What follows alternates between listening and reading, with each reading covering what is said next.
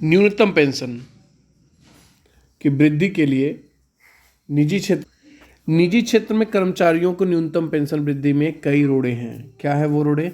फिलहाल न्यूनतम पेंशन के लिए केंद्र को देनी पड़ रही है करीब 9 करोड़ रुपए की सब्सिडीज, यानी न्यूनतम जो मिनिमम पेंशन है उसमें केंद्र सरकार जो है 9 करोड़ रुपए दे रही है। अभी न्यूनतम पेंशन 1,000 रुपये पेंशन बढ़ाने पर जो है बढ़ाया जा सकता है, ये बढ़ सकता है वित्तीय भार, ऐसा कहना है। आपको 9 करोड़ नहीं, यहाँ पर 9,000 करोड़ रुपए की बात कही गई है। जो सब्सिडीज़ मिल रहा है सरकार की तरफ से वो न्यूनतम पेंशन पे करीब 9,000 करोड़ रुपए क्या है।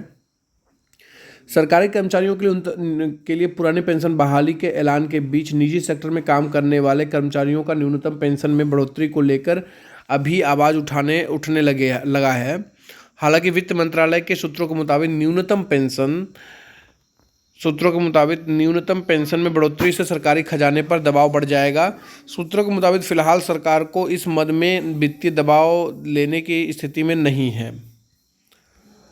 कर्मचारी भविष्य निधि संगठन ईपीएफओ से जुड़े निजी सेक्टर में के कर्मचारियों के लिए सितंबर 2014 से न्यूनतम पेंशन प्रतिमाह 1,000 रुपये लागू की गई थी।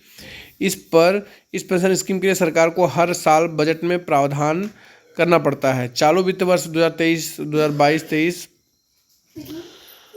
पेंशन स्कीम के लिए सरकार को हर साल बजट में प्रावधान करना पड़ता है। चालू वित्त वर्ष 2022-23 और आगामी वित्त वर्ष 2023-24 के बजट में इस मद में करीब 9,167 करोड़ रुपए जो है आवंटित किए गए हैं।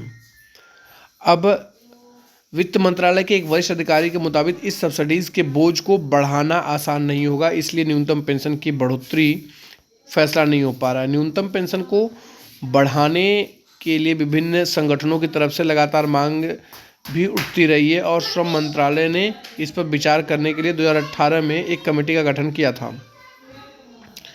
कमेटी ने वर्ष 2018 के दिसंबर में ही अपनी रिपोर्ट में सरकार को सौंप दी थी। रिपोर्ट में न्यूनतम पेंशन को कम से कम 2,000 रुपये प्रतिमाह करने की सिफारिश भी की गई थी।